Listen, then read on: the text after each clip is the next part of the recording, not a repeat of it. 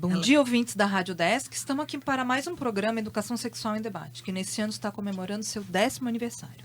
Hoje estamos com o professor Dr. Rui Marques Vieira, da Universidade de Aveiro, em Portugal. Lembramos que o programa de hoje está sendo gravado. Dr. Rui, seja bem-vindo, obrigada pela tua presença. Agradecemos antecipadamente a tua disposição de estar aqui conosco. Eu é que agradeço, muito bom dia. É com muito gosto que aqui estou e agradeço também à professora Sónia esta oportunidade de virmos partilhar sentires, conhecimentos, investigações, pesquisas, como vocês dizem. É muito bom estar aqui e é com muito gosto que aqui estamos. Professora Sônia, bom dia. Bom dia, para nós é um prazer recebê-los a todos, né? Os que vêm do outro lado desse grande oceano, né? E a gente vê como o mundo é pequeno, né? Porque nos entrosamos bem, já visualizamos oportunidades de novas parcerias, né? Entre os grupos de pesquisa e as universidades. Isso é muito bom. Lembrando que o nosso estúdio hoje está florido, tem lotado. Bastante gente. Aqui tem Aveiro, tem a USP de Ribeirão Preto, tem a UDESC, tem a Unisul, a doutora Yalen, a doutora Patrícia, a doutora Maria Bruns e a doutora Celina. E a doutoranda Marcinha, que me ajuda sempre, né, Marcinha? E a mestranda que vos fala. Isso né? aí. Eu gostaria de lembrar aos nossos ouvintes que esse programa é um projeto do Centro de Educação à Distância, SEAD, em parceria com o Centro de Ciências Humanas e da Educação, FAED. Ambos centros da Universidade do Estado de Santa Catarina, UDESC.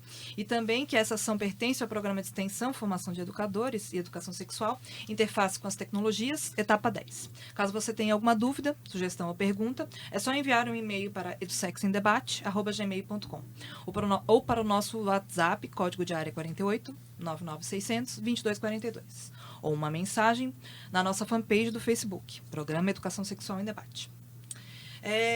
Doutor Rui, a Universidade de Aveiro, em Portugal, o senhor é lá na Universidade de Aveiro, em Portugal. Conta pra gente a sua formação e o seu trabalho lá na Universidade de Aveiro. Ok. De uma forma breve, eu fiz o meu doutoramento na Universidade de Aveiro. Porquê a Universidade de Aveiro? Porque era a única que, na altura em que fiz o meu trabalho, podia e tinha investigação na área em que eu queria trabalhar, que era o pensamento crítico, e também, que também havia em Lisboa, onde tinha feito mestrado, e a professora Celina também tinha feito o seu doutoramento, mas eu queria juntar com uma outra área que, em termos de desenvolvimento curricular, estava a surgir na altura em que fiz o doutoramento, que era a educação chamada Ciência, Tecnologia e Sociedade. E, portanto, a junção dessas duas áreas só havia em Aveiro, com uma pessoa que fazia investigação forte nessa área, a professora Isabel Martins, e isso levou-me até Aveiro. Fiz o doutoramento e, depois do doutoramento, houve um concurso de uma vaga a que concorri e fiquei na Universidade de Aveiro desde 2004, onde estou, desde essa altura, a trabalhar. Particularmente, nós temos cursos de formação de professores e eu trabalho essencialmente na formação de professores, embora agora também esteja a trabalhar na formação de psicólogos, porque o departamento tem essas duas áreas, educação e psicologia, e na formação de professores trabalho essencialmente ao nível do mestrado e do doutoramento. O mestrado é habilitação profissional. Para ser professor agora em Portugal, por força do processo de Bolonha, é necessário o mestrado. E, portanto, é aí que entra também a formação didática, e é nessa formação didática que eu faço grande parte do meu trabalho de formação.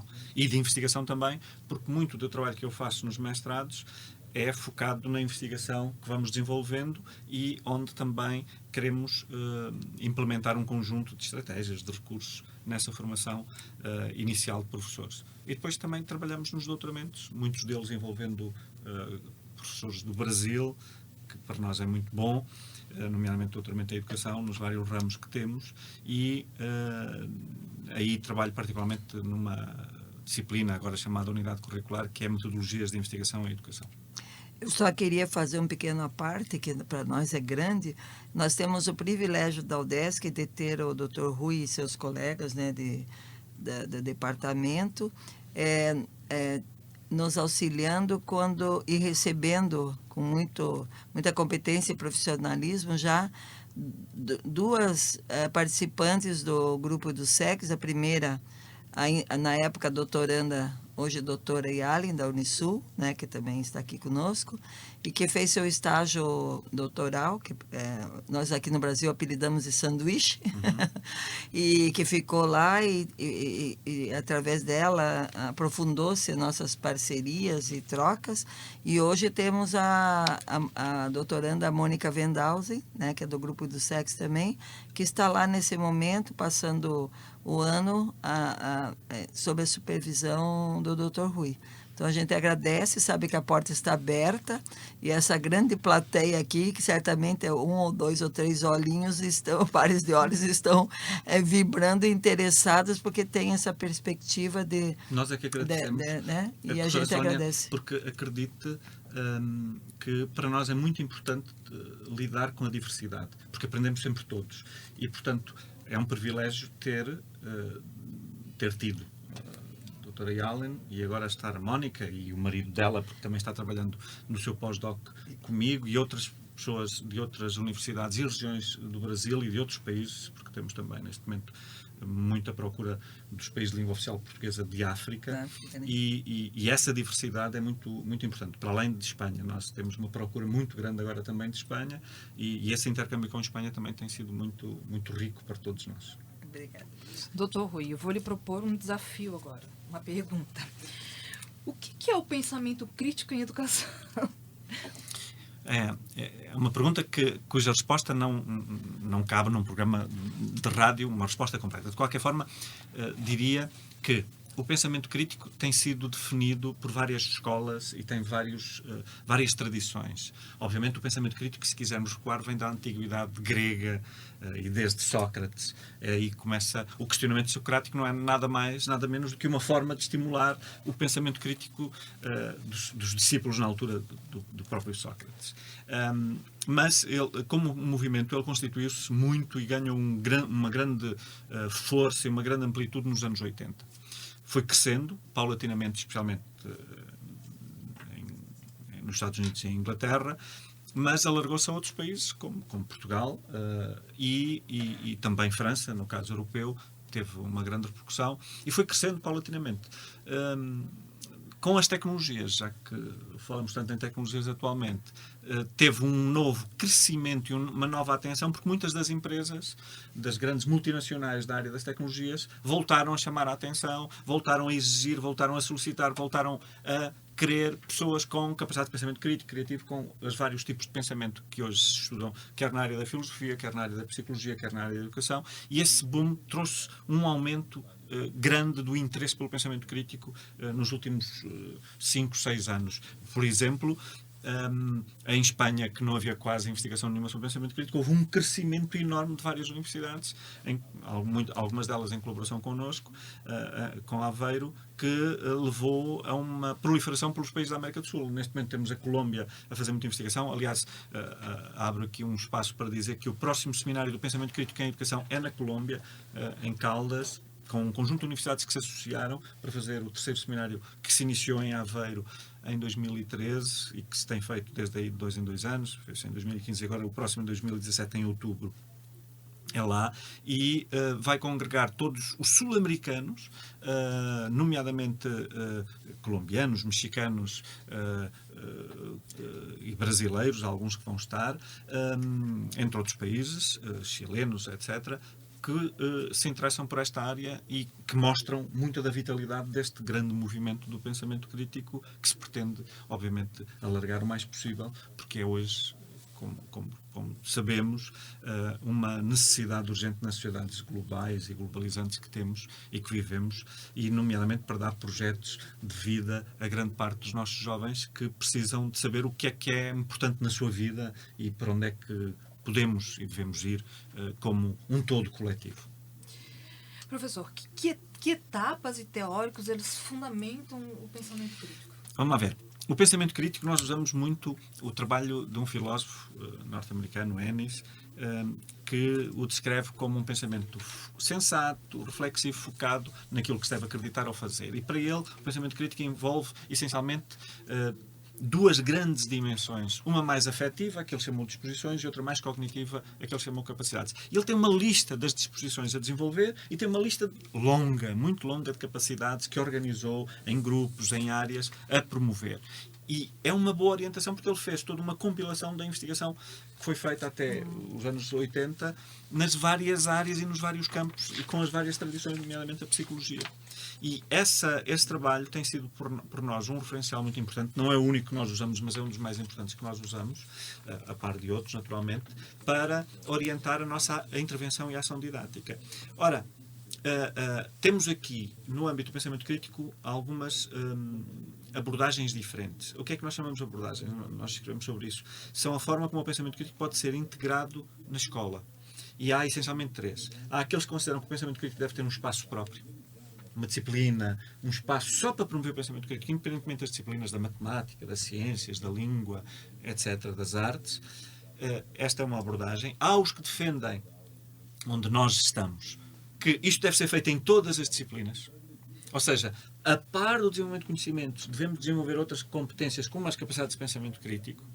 E, portanto, esta é a abordagem da infusão. E ainda há uma terceira abordagem que é mista, que devemos fazer em todos os contextos. Porquê? Porque os defensores, nomeadamente a psicologia, que defendem a abordagem geral, que se devia ter em separado, conseguiram algumas evidências na investigação de que a transferência nesses contextos é mais facilitada do que quando está ligado ao contexto. E, portanto, os defensores da abordagem mista vamos aproveitar, como há pouco estava a dizer a professora Celina na sua entrevista, que devemos aproveitar todos os contextos para promover o pensamento crítico. E isso é o mais importante. Nós somos defensores de que todos temos o dever, a obrigação, quase o imperativo ético de promover e estimular as crianças e os adultos que temos à nossa frente, no nosso caso temos adultos que trabalhamos no ensino superior, a promover as suas capacidades. Porque, de facto, nós encontramos um conjunto de pessoas que chegam ao ensino superior com as suas capacidades de pensamento crítico muito pouco estimuladas, muito pouco desenvolvidas e as mobilizam em muito poucas situações. E não mobilizam, no entanto, são alunos de sucesso, são alunos de boas notas, mas sabemos que os exames o que permeiam não são pensadores críticos, são pessoas que reproduzem bem conhecimentos e um conjunto de conhecimentos memorizados no grosso modo e grandemente por grande parte dos alunos, o que é lamentável porque estamos, segundo as neurociências, estamos apenas a estimular uma parte muito pequena do nosso potencial cerebral, que é a da memorização. Eu não defendo que não se deve desenvolver. O que eu defendo e que nós defendemos é que se deve ir além dessa capacidade de memorização e mobilizar outras capacidades, como as que o próprio Ennis defende. Eu vou voltar um pouquinho ali na fala do senhor, quando o senhor disse que o uso das tecnologias fez aumentar a procura pelo pensamento crítico. Eu queria que o senhor justificasse um pouquinho por que esse motivo. Por vários motivos, provavelmente. As empresas tecnológicas hoje... temos relatos, quer na comunicação social, quer de pessoas que trabalham em algumas delas, como a Google, que é considerada uma das melhores empresas do mundo hoje para se trabalhar, segundo o rankings que algumas empresas e revistas fazem, e as características que essas empresas hoje querem nos seus colaboradores, como chamam, eufemisticamente, é que sejam capazes de mobilizar as suas capacidades de pensamento crítico e criativo, de trabalhar colaborativamente em grupo, etc. Essas competências são, hoje, competências absolutamente cruciais para as empresas de tecnologia como esta, a Google, ou outras, como a Microsoft, se manterem na linha da frente e conseguirem continuar a inovar e a responder às necessidades de uma sociedade altamente tecnológica que quer hoje pegar no telemóvel, no celular, como vocês dizem, e responder e ter acesso a um conjunto de serviços, de dados, de informações, etc. E isso é possível se as pessoas que estão a trabalhar nessas empresas conseguirem dar resposta a essas demandas, a essas exigências, a essas necessidades. E para isso é preciso usar capacidades. Quem não tiver capacidades não subsiste, não resiste.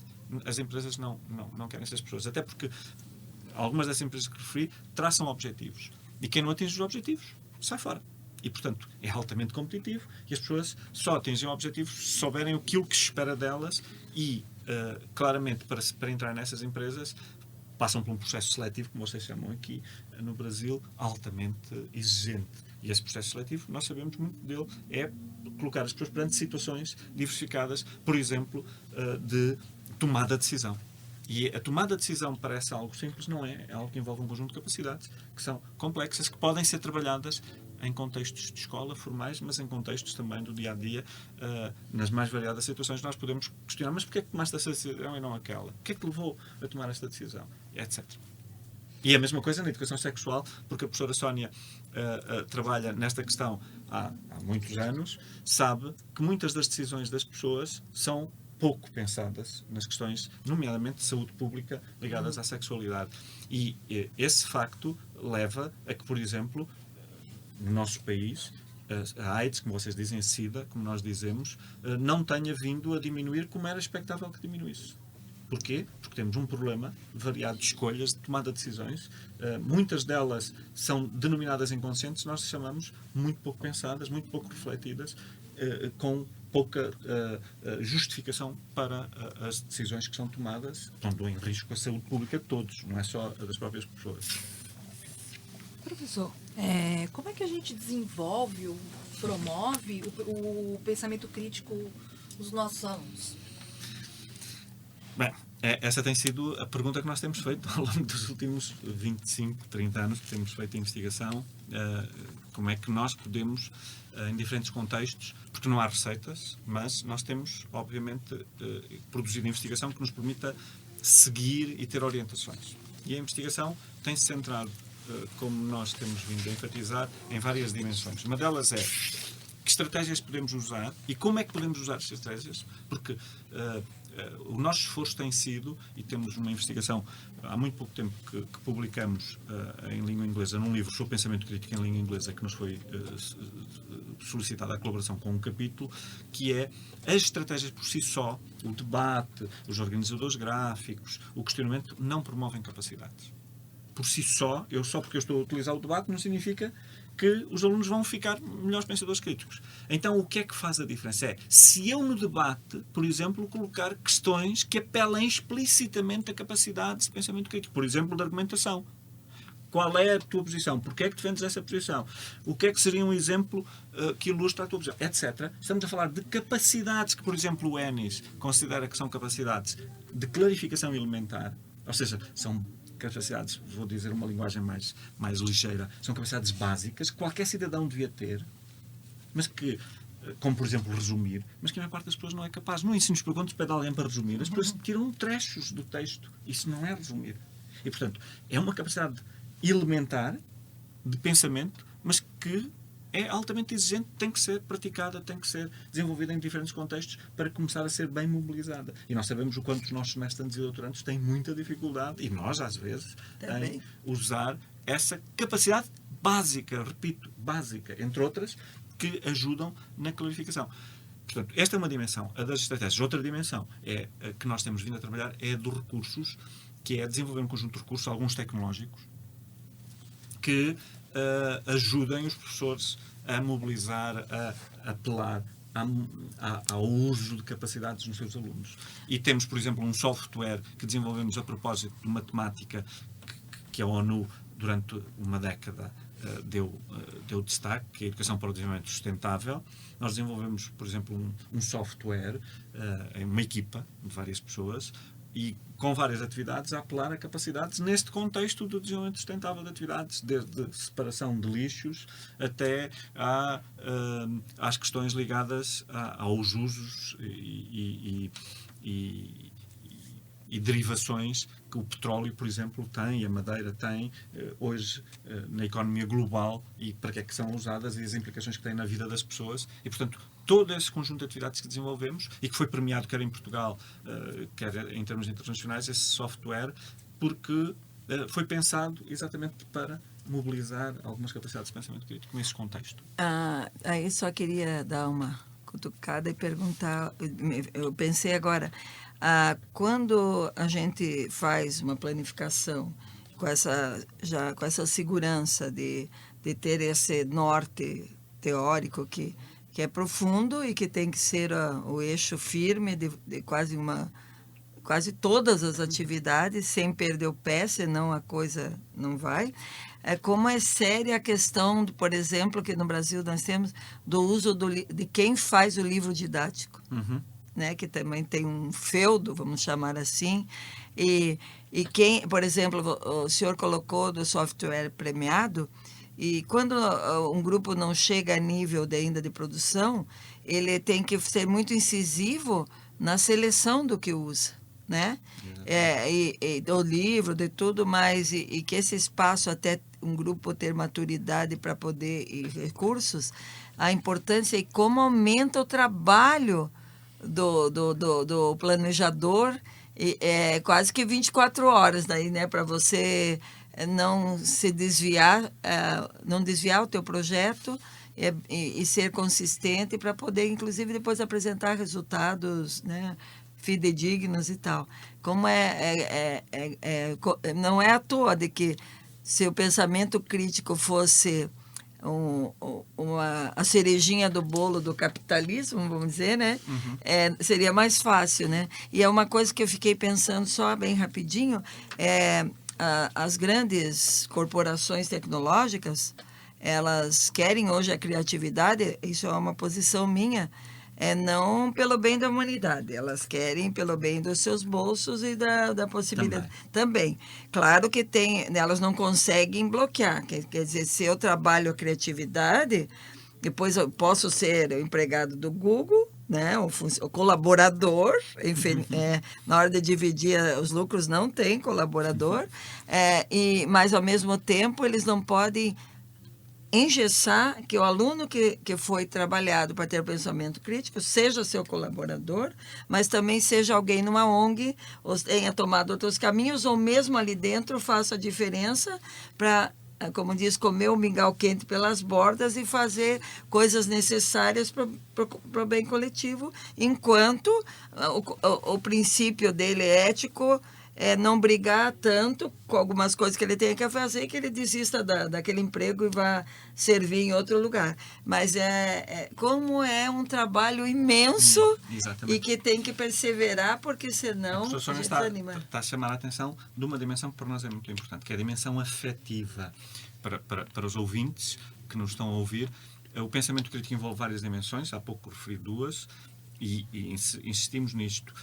A dimensão afetiva, que vários autores chamam disposições, outros chamam atitudes, outros chamam traços de caráter, há várias designações, é muito importante porque senão não estamos a formar um ser humano na sua integridade, na sua visão holística. Estamos a formar e a desenvolver uma parte apenas dele. E só desenvolver as capacidades, já tivemos monstros no passado. Sim. Que eram pessoas brilhantes, mas sem a dimensão afetiva desenvolvida. O que nós queremos é um todo, e o que pretendemos é olhar para as pessoas como um todo e desenvolver nas suas várias dimensões. Por isso é que precisam também de conhecimento sobre aquilo que estão a pensar e precisam também que os conhecimentos, as capacidades e as posições sejam desenvolvidas com algum critério.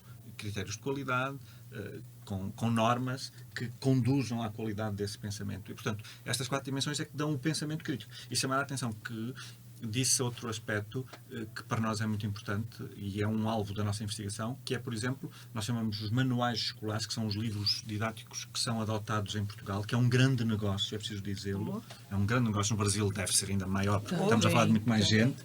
E esse negócio tem que ser trabalhado também para o pensamento crítico. E é uma das investigações que eu estou a orientar de doutoramento, está terminando, entre outras, que é sobre, nomeadamente, o manual escolar digital, porque Portugal produziu agora uma legislação que quer acabar progressivamente com o manual de papel, para reduzir custos, quer passar a ser o e-book, entre outros. E, portanto, como é que podemos usar um e-book, então, com todo o potencial que hoje as tecnologias nos fornecem, mas também para promover pensamento crítico? Esse é um dos estudos que está terminando e que é um dos alvos da nossa investigação, já para responder, e que nós sabemos que no Brasil também se está fazendo, porque descobrimos que havia grupos de investigação a esse nível, e editoras por trás, a patrocinar essa investigação também, o que é importante, naturalmente.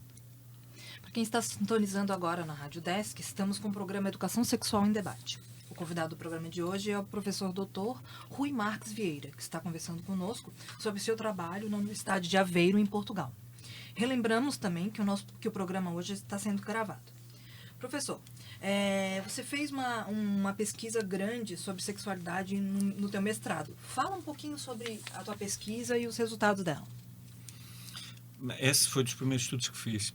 Porque sobre a sexualidade? Muito numa perspectiva, diria, biológica na altura, porque era aquilo que estava no currículo e nos era permitido nos anos 90 trabalhar com as crianças. Nós temos uma unidade temática curricular que se chama Reprodução Humana e Crescimento, Desenvolvimento, e essa unidade existe explicitamente no currículo para crianças com cerca de 11 anos, que estão no 6º ano. E esse trabalho normalmente ou os professores deixam para o fim e trabalham rapidamente, ou trabalham de uma forma que não querem problemas com os pais. De uma forma ligeira, muito ligada para a biologia, os órgãos, e fica-se por aí. O que é que na altura percebemos que estávamos trabalhando em escolas do interior do país, com muitas carências, as crianças, as famílias, mas ávidas por saber, que devíamos trabalhar e devíamos testar de uma forma simples. Vou dizer isto de uma forma simples, porque a pesquisa é mais ampla e complexa que esta, e tivemos a sorte e o incentivo dela ter sido premiada, teve um prémio nacional, o que foi muito bom para continuarmos a fazer a investigação que temos vindo, e foi dos primeiros prémios que tivemos, que foi, pegamos em algumas turmas, classes, e fizemos a abordagem da reprodução humana como sempre se fez, com o manual escolar e como toda a escola fazia, mas pegamos em outros grupos e transformamos esses materiais para todo o trabalho que eles faziam apelar à capacidade de pensamento. E fizemos um estudo muito de natureza quantitativa, para dizer isto de uma forma... Ou seja, medimos o nível de pensamento crítico de todos os alunos no início do ano, desse ano, e fomos depois ter no fundo, dois grandes grupos. Os que tinham os materiais inovadores para promover explicitamente o pensamento crítico, e os que tinham o que sempre se fez naquela escola e que todos os professores naquela escola faziam. Portanto, aquilo que todos faziam. Não estávamos a segregar ninguém. Aquilo que todos faziam. Estávamos a colocar algumas turmas a fazer algo diferente. E no final do ano fomos medir, trabalhamos essencialmente a reprodução humana com esses materiais, fomos medir as capacidades com um teste que tinha sido validado pela língua portuguesa, que existe e que é usado em vários países, e este teste no final do ano mostrou-nos deu-nos resultados espantosos, que foi os alunos que usaram os materiais habituais, em termos de conhecimentos tinham muitos, mas em termos de capacidades mantiveram as mesmas capacidades que tinham no início. As que tinham no início eram as que tinham no fim. Mas os outros no início eram equivalentes, tinham todos a mesma coisa, mas no fim havia uma diferença estatisticamente significativa enorme de várias capacidades. Quer em relação ao seu início, quer em relação aos outros comparativamente no fim. Portanto, o que é que o nosso estudo mostrou? Que é possível fazer educação sexual embora mais centrada nas questões, mas que depois nós alargamos, porque os alunos quiseram, na perspectiva, fazer sessões e trazer os pais. Trouxemos uma psicóloga à escola para nos ajudar, e fizemos sessões para os pais para ver a coerência do trabalho. Trabalhámos com as crianças, mas trabalhámos também com os pais. Os pais vieram à escola e fizemos uma ação sobre sexualidade. Os pais colocaram muitas dúvidas iguais às que os miúdos nos tinham colocado a nós nas aulas, e esse trabalho veio mostrar, desde essa altura, estamos a falar de um trabalho que se desenvolveu durante 1994 e 1995, imagine-se, já lá vão mais de 20 anos, que é um contexto muito propício para obrigar as pessoas a pensar e para envolver as famílias, porque isso vínhamos falando a caminho aqui do estúdio, da dificuldade de trazer as famílias à escola. E esta temática tem essa virtude, que é trazer as pessoas à escola mais rapidamente do que qualquer outra temática, e para além dos problemas de comportamento. Uhum. Professor, nosso programa está chegando ao fim, tá? A gente gostaria já de agradecer a tua disponibilidade, por contribuir com a gente, com o nosso programa, e dividir um pouquinho desse teu conhecimento, né? Principalmente relacionados a esse tema do pensamento crítico, que para a gente é tão instigante, tão interessante, tão presente, né? Pelo menos na nossa concepção de grupo, né, professora Sônia?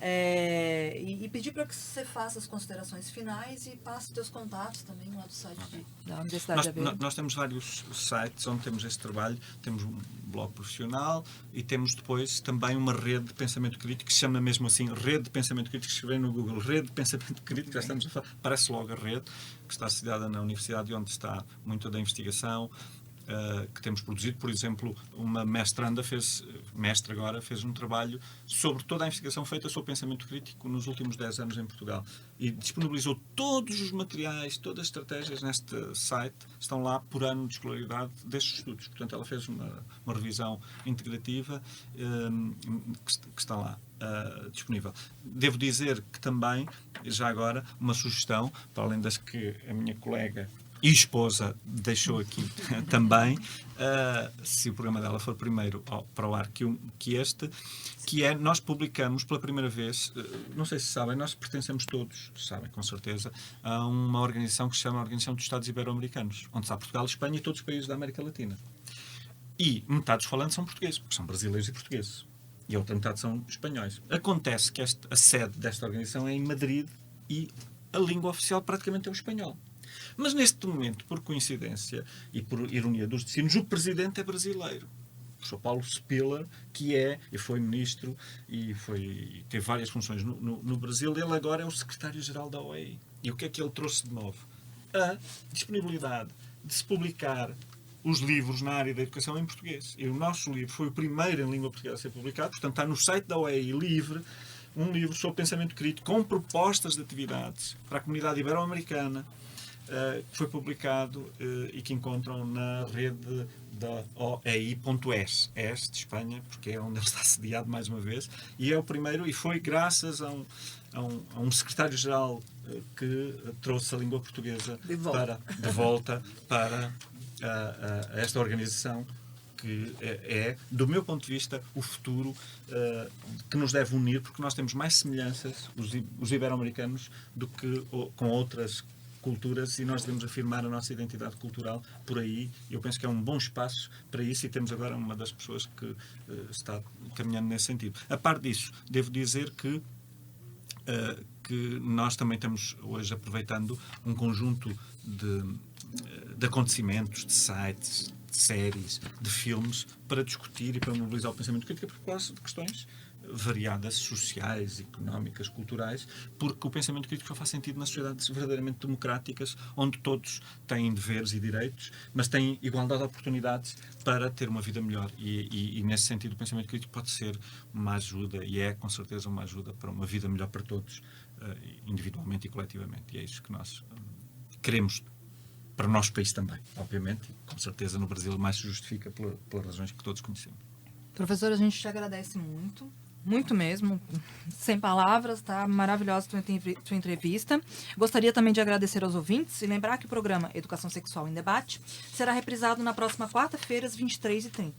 Você poderá ouvir os programas exibidos anteriormente na página do Facebook Educação Sexual em Debate. Nós vamos ficando por aqui e vocês continuam com a programação na Rádio Desk 100.1 FM, Florianópolis.